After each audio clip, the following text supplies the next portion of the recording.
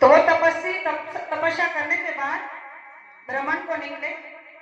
तो रास्ते से जा रहे थे तो एक पेड़ लगा, थक गए थे सफर करते हुए। एक बड़ा पेड़ घनदार पेड़ उन्हें नजर आया। उस पेड़ के नीचे गए और कुछ समय विश्राम के लिए लेट गए।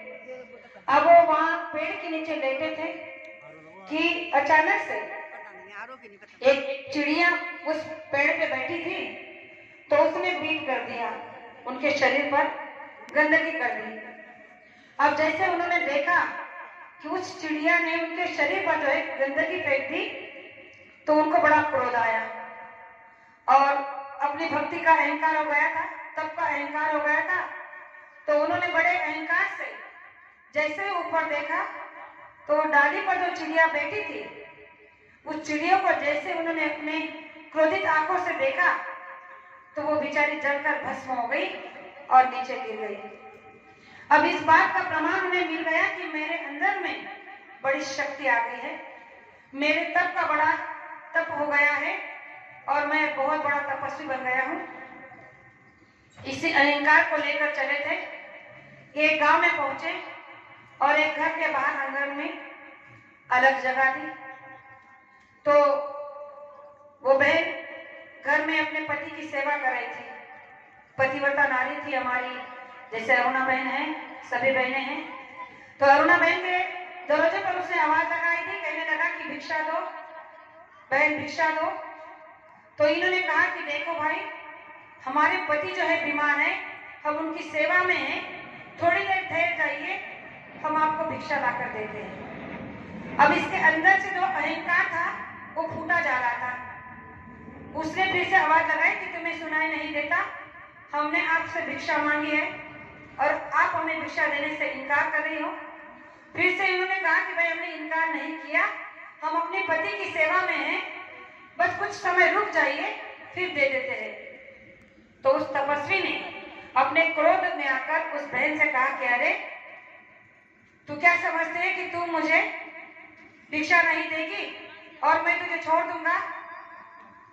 तो तब से वो बहन बाहर आई और कहने लगे कि तपस्वी जी, आपने क्या मुझे वो पेड़ वाली चिड़िया समझ लिया है जिसकी तरफ देखकर आप मुझे भस्म कर दोगे? मैं भस्म होने वाली नहीं हूं, क्योंकि मैं पतिव्रता नारी हूं और मैंने अपनी पति की सेवा कर कर इतना पुण्य कमाया है कि मैं तुम्हारे ऐसे इस 2 टके की साधना जो तब आपने प्राप्त किया, जो अहंकार आपके अंदर में आया है, उससे डरने वाले नहीं हूं। तो प्रेमियों, ये उदाहरण गुरु महाराज ने हम आपके लिए इसलिए दिया है कि हमें संसार में कभी भी किसी बात का घमंड, अहंकार नहीं होना चाहिए कि मेरे पास बड़ा धन है, मेरे पास में बहुत रूप है, मैं बहुत काम करता हूँ, मैं बहुत ज्ञान देता हूँ, मुझे मेरी बड़ी साधना है। ये जो भी हमारे अंदर में वह हमने पाल रखा है घमंड का, अहंकार का, तो ये हमें नष्ट कर देता है। हमारी अच्छी खासी जो अहमियत होती है उसे खत्म, बर्बाद कर देता है। इसलिए कभी भी हमें अपने अहंकार में नहीं आना चाहिए, हमेशा हमारे वास्तव में रुक नहीं रहना चाहिए, जो हमारा है। कहना चाहिए कि साधु इतना दीजिए जामे कुटुंब समाज, मैं भी भूखा न रहूं न साधु भूखा जाए। संत महात्मा कहते हैं कि आप हमेशा इतने की चाह रखो कि जो तुम्हारे पास में है उसमें तुम, तुम्हारा परिवार और आए गया कोई भी साधु संत आपके दरवाजे से भूखा ना जाए। लेकिन हमें तो चाह है संसार की। इस संसार की चाह ने हमारी मति को, हमारी बुद्धि को भ्रष्ट कर दिया है। इसलिए प्रेमियों, ये संसार में हर कोई मानव विजय प्राप्त कर लेगा, लेकिन किसना? केवल यहाँ तक, इस मृत्यु लोक तक। लेकिन जो संत मत में एक साधक होता है, वो जब विजय प्राप्त कर लेता है अपने आत्मबल पर, अपने आत्म साक्षात्कार की कमाई कर कर, तो वो तीनों लोगों पर जो है विजय प्राप्त कर लेता है।